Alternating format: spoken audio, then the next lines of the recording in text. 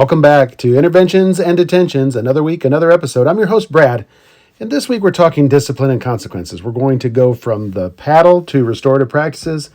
Yes, we're talking about the evolution of student consequences.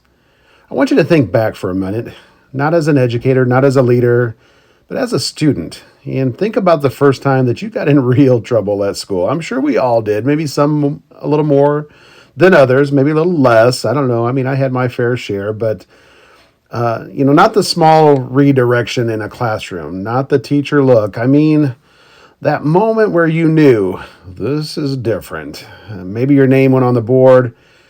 Maybe you got sent to the hallway. Maybe you were told to report to the office.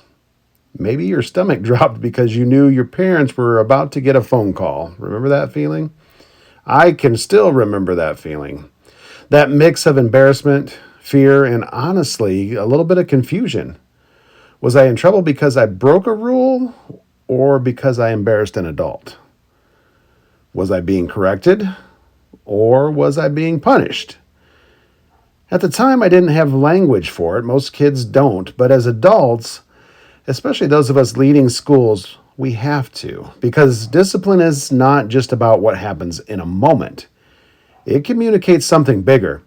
It communicates what we value, how power works. It communicates what growth looks like.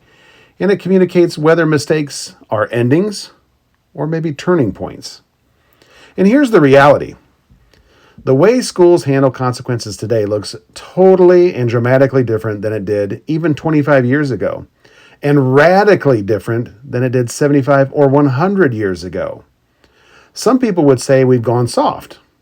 Some would say we've evolved. Some would say we've overcorrected. And some would say we still haven't corrected enough. So today, I want to slow this down and really unpack it. Where did school discipline start?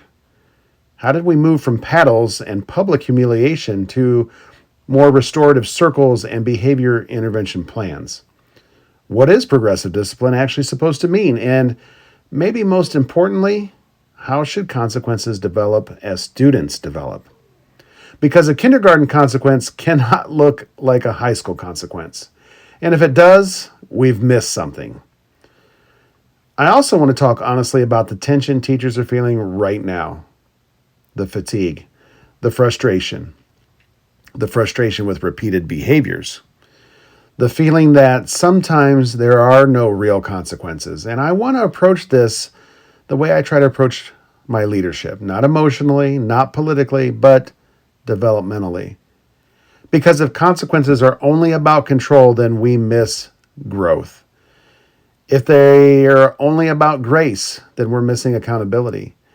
And leadership lives in the balance. So today, we're going to take a historical look. We're going to examine progressive discipline. We're going to walk grade level by grade level. And we're going to end with what I believe is the leadership responsibility in all of this. This isn't about being soft. It isn't about being hard. It's about being intentional. Let's start where most systems start, with control. Let's go back. Every week, we jump in the Wayback Machine. Let's go back in our time machine. We'll go back past 25 years, past 50 years. Let's go back over a century, late 1800s, early 1900s. Picture a one-room schoolhouse, multiple grade levels and ages in one space, one adult in charge, very limited resources, no school counselors, no behavior interventionist, no psychologist, no PBIS behavior framework, just a teacher, and a room full of students ranging in ages. The goal of discipline in that era was very simple: maintain order. Because without order, learning didn't and couldn't happen.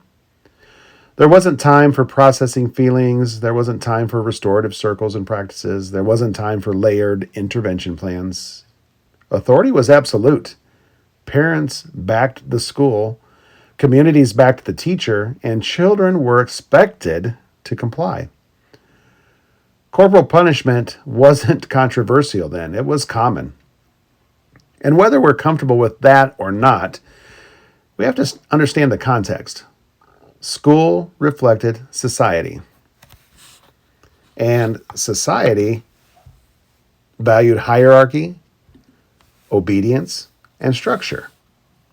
Now, here's something important. That system worked for what it was designed to do. It created compliance, it created predictability, and it created a clear power structure. But it did not necessarily create emotional safety. It did not necessarily teach self-regulation. It did not necessarily teach internal motivation. What it did teach? It taught external control. You behave because something happens if you don't. And for decades, that model held. Let's fast forward a little bit into the 1940s, 50s, and early 60s. Education was becoming more systematized. We see more structured detentions, more formal principal offices, more standardized procedures. Corporal punishment still exists in many regions, but we also begin to see more bureaucratic discipline, writing of sentences, staying after school, stand in the hallway, calling home. Discipline during this era is less about the physical control and more about compliance. Sit straight, raise your hand, don't talk out of turn, respect authority. And again, this reflected the era. Post-war America valued order, valued conformity, and it valued clear social expectations. And schools mirrored that. And for many students, it felt stable. But for others, particularly marginalized students, discipline began to show patterns of inequity. Not loudly at first, but consistently. And that becomes important later. So now, jump to the 80s and the 1990s. This is where discipline starts to shift significantly. Crime rates are becoming a national conversation. They're starting to rise. Schools feel pressure to appear safe and firm. Enter the era of zero tolerance. Automatic suspensions for certain behaviors, mandatory consequences for certain behaviors. Very little room for discretion or debate. Bring a prohibited item? Suspended. Threat? Suspended. Certain infractions? Automatically out of school. On paper, zero tolerance sounded strong. It was clear, it was firm, and it was non-negotiable. But here's what the research began to show over time. Suspension did not consistently reduce repeated behavior. In many cases, it actually increased disengagement. It increased the academic gaps, and it increased the risk of dropout. And disproportionately affected certain student populations. And this is when schools begin to ask the hard question. Are we correcting behavior, or are we pushing students away? Because exclusion feels decisive, and it doesn't always produce change. Which brings us now to the 2010s and upward into today's era. And the language started to shift. We started to hear things like restorative practices, PBIS, trauma-informed care and instruction, social emotional learning. Instead of asking, how do we punish this? We started asking things like, well, why did this happen? What skill is this student missing? And how do we repair the harm that has been made? And now here's where the tension really starts to rise, because when systems shift from punishment to development, it can feel like we've lost something. It can feel less decisive. It can feel a little slower. And teachers who are dealing with those repeated behaviors every single day can feel like consequences have just disappeared. But development does not mean absence of consequence. It means intentional consequences. And that's a big difference. The historical arc looks like this: control, compliance, exclusion, development. And the question now becomes, how or have we found balance? Or are we still adjusting? Because obviously pendulums swing, and we've seen that in education with many different practices. And leadership is about knowing when to stabilize them. So once we understand the historical arc, control, compliance, exclusion, development, the next logical question has to be this: what are we actually trying to build now? Because progressive discipline gets talked about a lot, but it's often misunderstood. Some hear progressive and think soft, some hear it and think bureaucratic, some think it means no real consequences. It doesn't. At its core, progressive discipline is structured escalation with developmental intent. And that's it. It means behavior is addressed early. If it repeats, consequences increase. If it continues, interventions deepen. But the goal is correlation and not just the punishment. Now, here's where research helps get a hold of this. In 2000, the American Psychological Association began publishing research showing that zero tolerance policies were not producing long-term behavior change and that we were increasing exclusion without improving school safety. Later studies from the U.S. Department of Ed reinforced that excessive suspension correlates with lower academic achievement and higher dropout risk. And in 2014, a joint federal guidance letter, which many districts still reference, pushed schools to re-examine exclusionary discipline practices because of disappropriate impact. Now, I'm not bringing that up to make this political. I'm bringing it up because discipline has consequences beyond that moment. When we suspend a student, we remove instruction, we disrupt the connections that are being made, and we create distance. Sometimes suspension is absolutely necessary. There's no argument there. But if it becomes the primary strategy, the go-to, we're not being strategic. As a principal, I've had to wrestle with this myself. There are moments where something happens and the immediate instinct, especially when staff are frustrated, is that decisive removal. Get them out of here. And sometimes that's the right call. But progressive discipline forces a series of questions that we really have to stop and ask ourselves. Have we clearly taught the expectation? Have we documented prior behaviors? Have we involved parents? Have we communicated with parents? Have we provided intervention? Is this behavior defiance or is this skill deficit? Is this the pattern or is this a moment? And that sequence of questions really does matter because the reaction feels powerful. Response requires discipline. There's also research around brain development that we can't ignore.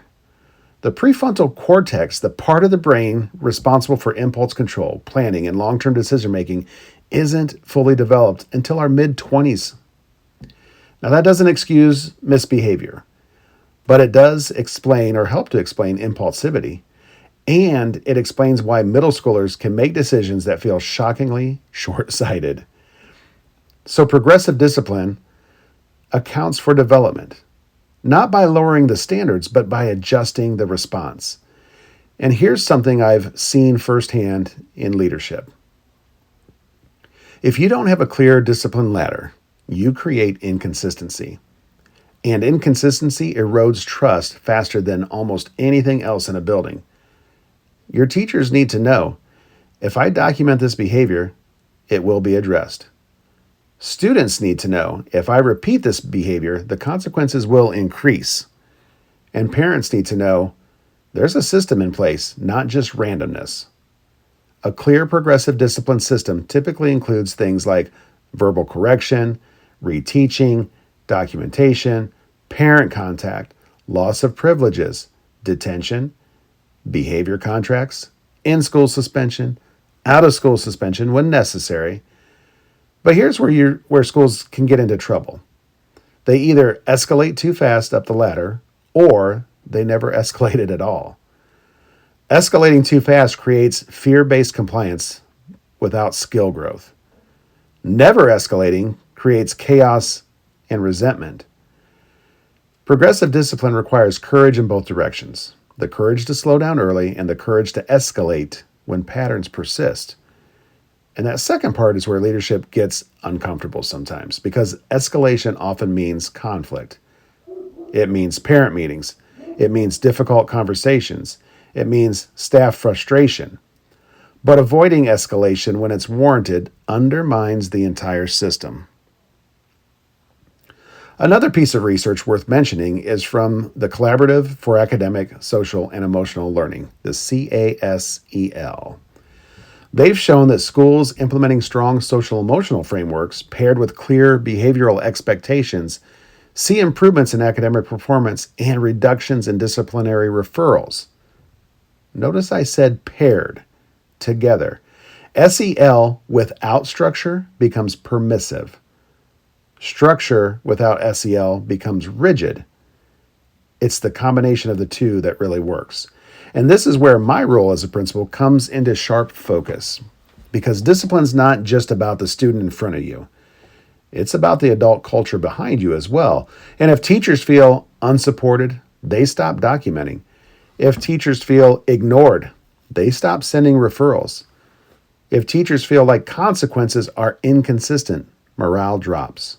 And once morale drops, culture will follow. Progressive discipline isn't just about students developing, it's about systems developing. It requires clear documentation practices, a shared language, consistent communication, and leadership follow-through. And here's something that I've learned the hard way. You can't discipline emotionally and expect cultural stability. If a leader disciplines based on the mood of the day, or the pressure of a loud parent, or the visibility of an incident, people are going to notice. People like students, the teachers, and the parents. They will notice. Predictability creates safety, and safety creates growth. Now, none of this eliminates tension. In fact, progressive discipline sometimes feels slower. It feels layered. It feels sometimes like more paperwork. It feels like more meetings. But the alternative is random escalation. And that's far more damaging. So the question becomes, how does this look different across grade levels? Because, again, development matters. A kindergarten consequence cannot mirror a high school consequence, as mentioned earlier. And if it does, we're not being developmentally intelligent. And that's, folks, where we're headed next. If progressive discipline is structured escalation, then developmental discipline is structured wisdom. Because the mistake schools make sometimes is trying to use one system across every grade level. Same ladder, same tone, same consequences. But development isn't flat. It's layered. And the research on child and adolescent development is very clear on this. The American Academy of Pediatrics talks extensively about executive functioning skills, developing gradually across childhood and adolescence. Impulse control, working memory, flexible thinking. Those skills are not fully formed in kindergarten. They're not fully formed in middle school even. They're still forming in high school. So if we discipline a second grader the same way we discipline a junior in high school, we're not being firm, we're actually being developmentally inaccurate. Let's walk through this for a minute.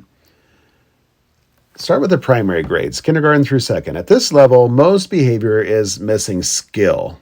Okay, the child doesn't have the skill yet or hasn't learned the skill. It's not always about defiance, even though it can come off looking that way or feeling that way. And that's not a soft statement, it's a neurological one. Impulse control is still forming. Emotional regulation is very inconsistent at this age, and social navigation is actually brand new to the kid. When a kindergarten student blurts out, pushes in line, or melts down, it feels disruptive. But it is often developmentally appropriate. That doesn't mean we ignore it. It means we teach it. At this level, consequences should be immediate, simple, but also instructional. Reteach the expectation. Model the right behavior. Practice it with them. And reset it. And reset the kid. Loss of privilege can work, but oftentimes briefly. Time away from the group can work, but constructively. The goal is not to shame, and that can happen far too often. We have to watch about how we address it with the child. The goal is not to shame. The goal is really skill acquisition. Let's remember that. Don't shame. Let's teach. Let's give them the skill. Let's help them acquire the skills that they need. There's strong research in early childhood education showing that punitive discipline at early ages can actually increase anxiety and reduce the intrinsic motivation that we want kids to have. Again, that doesn't mean no accountability. It means the tone matters. And as a principal, when I see primary consequences handled well, I see calm adults. I see regulated adults. I see teachers kneeling down to eye level. I see language like, let's try that again. I see a reset, not a removal. Now, if the behavior becomes chronic, that's different, okay? That's when documentation begins, parent communication increases, intervention layers in. But the first move at that age is almost always teaching, okay? Not shaming, teaching, acquisition of skills. Now we shift. We move into those intermediate grades, let's say 3rd through 6th. Students understand fairness a little bit better at this age. They understand comparison. They understand when something feels inconsistent as well.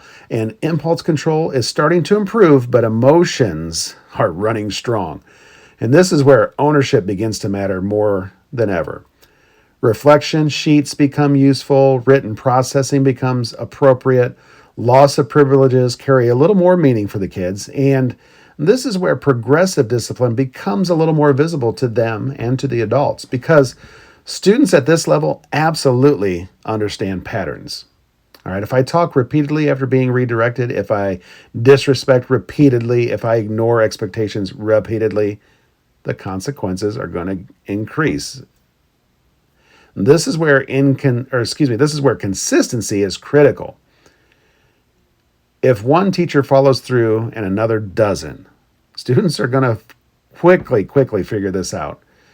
And inconsistency breeds testing of the adults. Research from the National Association of School Psychologists shows that predictable consequences are one of the strongest contributors to perceived fairness in school climate. Perceived fairness drives buy-in. Buy-in drives behavior.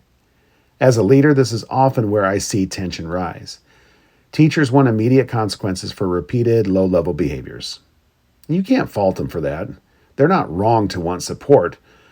But we have to ensure that documentation and communication are happening before escalation jumps too quickly. Because once you escalate to suspension without a pattern documented, you actually weaken your case. And this level is about structured ownership. Students are learning that choices accumulate, and that's a life lesson. All right, we're into our middle school years, and middle school, boys and girls, is different, okay? Peer approval starts to skyrocket with our middle school age kids. Emotions intensify, and identity formation escalates. And here's what the research consistently shows. Adolescents are highly sensitive to social status and peer perception. That's not a character flaw. It's developmental reality. So public humiliation, gonna backfire. Sarcasm, which a lot of our teachers like to use, backfires. Power struggle in front of peers, almost always guaranteed to escalate the situation. This is where restorative conversations become more powerful than ever.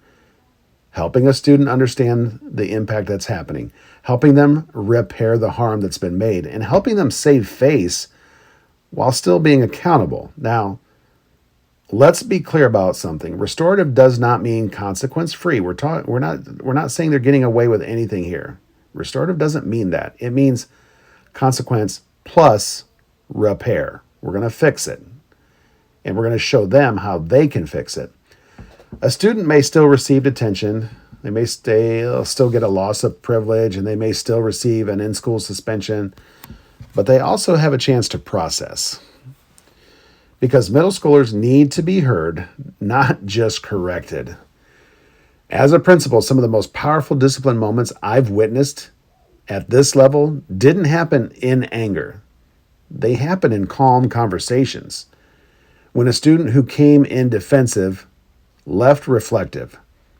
That doesn't always happen, but when it does, it truly changes the trajectory. All right, now we're moving over to the high school building for a minute, where we are preparing young adults. Consequences must begin to mirror real-world structures. Attendance matters, credits matter, deadlines matter, but conduct matters as well. Natural consequences become more appropriate.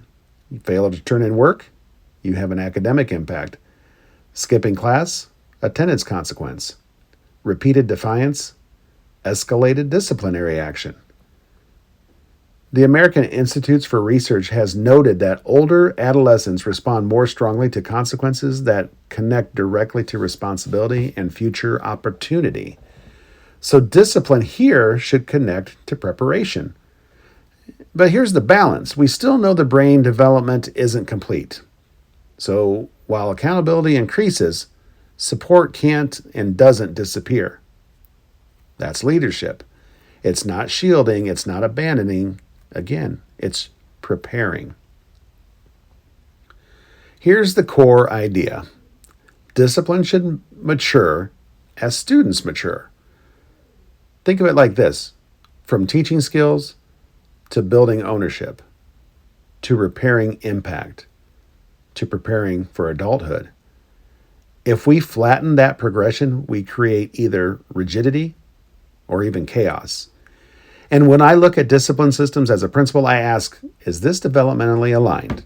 Or is it just procedurally convenient? Because convenience is not the same as effectiveness. Now let's talk honestly for a few minutes, because none of this lives in theory. It lives in classrooms every day. And teachers right now, they're tired. They're not lazy. They're not uncaring. They're just tired. Repeated low-level behaviors wear them down. The constant talking and jabbering, the refusal to follow small directions, the back and forth struggle, the arguing over minor corrections. It's not usually the major incident that exhausts teachers, because that's pretty cut and dry. It's that slow drip from the faucet. Okay, think about that, the dull pain of the drip. And when that drip feels unaddressed, that's when frustration builds. There's also a narrative floating around in education right now that schools don't discipline anymore. You've heard it. Maybe you've felt it. I know I have. Maybe you've had staff say it directly to you. And here's where we have to separate perception from structure, because in some schools, systems have overcorrected. In an attempt to reduce exclusion, some systems unintentionally reduced accountability in the process. And in an attempt to be restorative, some became permissive. But that's not the intent of developmental discipline. That's misapplication.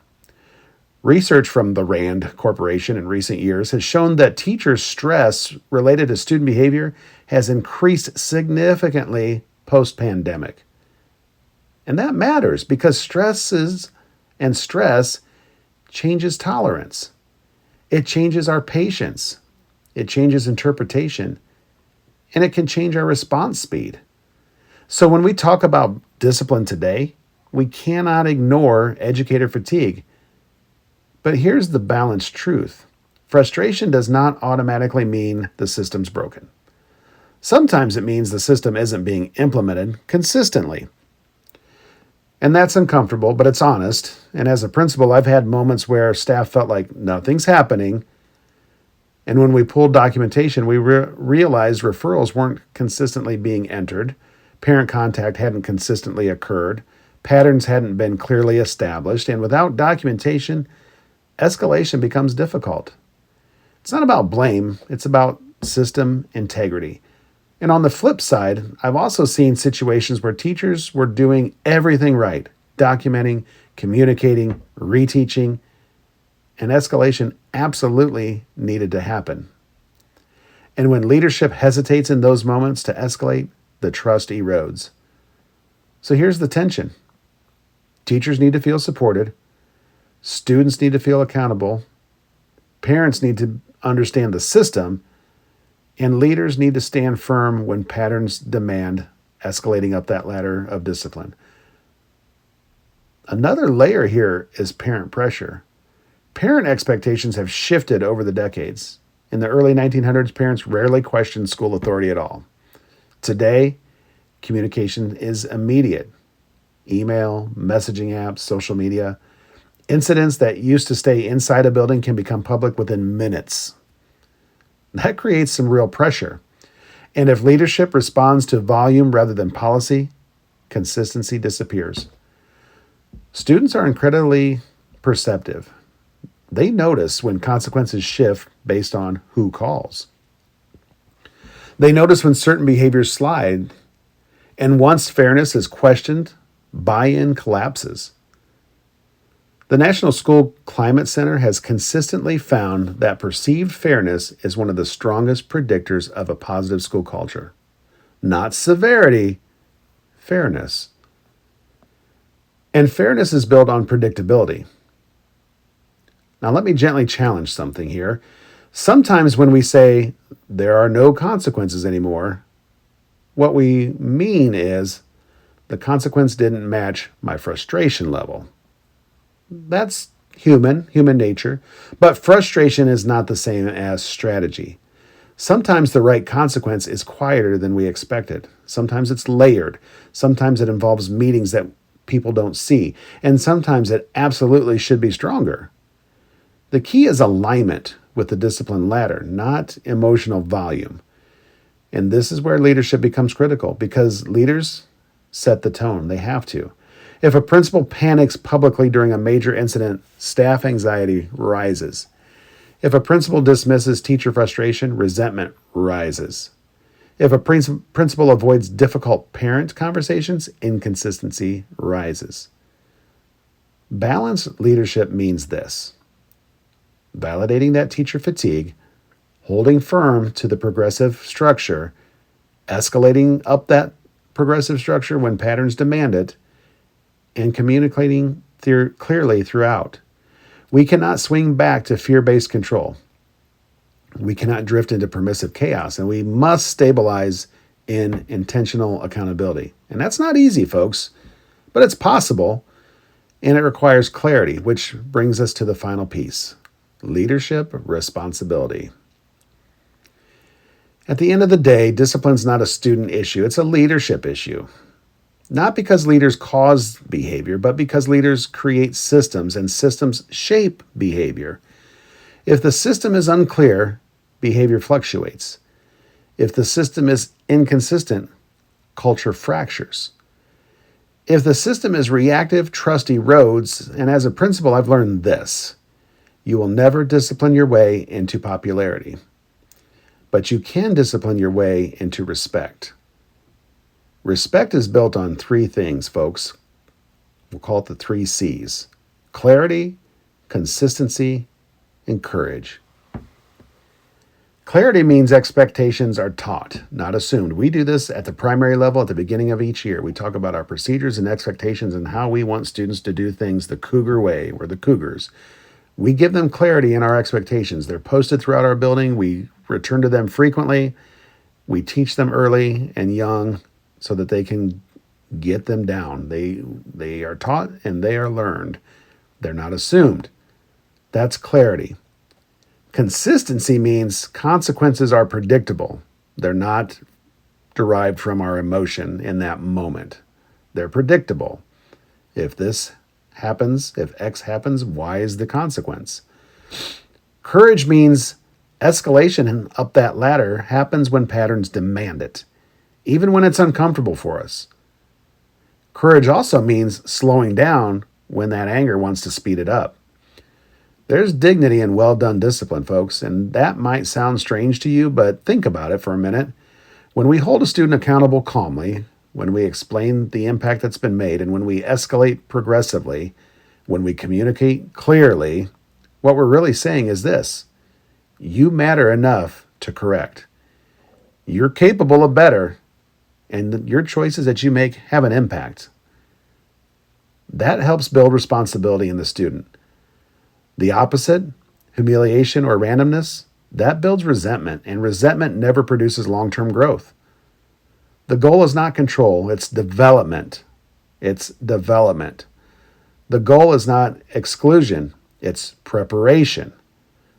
The goal is not punishment, it's responsibility.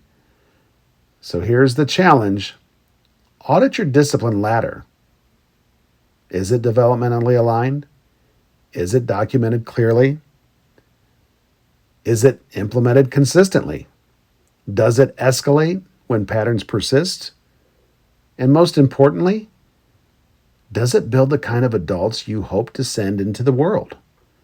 Because that's the real measure, folks, not how quickly we remove someone from class or the building, not how loud we sound in the hallway correcting them, but whether our system produces growth. Discipline, when done intentionally, is not about detentions. It's about development. And development takes patience. It takes structure and it takes leadership. I'm just going to leave it there. It takes structure. It takes patience. It takes leadership. Thanks for spending some time with me today on interventions and detentions as we went through a pretty heavy topic, consequences, discipline, and the evolution of it all. If this episode challenged your thinking, share it with a colleague, share it on social media. Let's get the word out. This is a fun place to share ideas and talk. Keep coming at me with ideas and topics that you want me to discuss here. At the end of the day, folks, whether you're a classroom teacher, administrator, or even a parent, let's lead intentionally. This is another episode of Interventions and Detentions. It's where the real learning begins, folks. And as always, I'm your host, Brad, and I'll see you next time.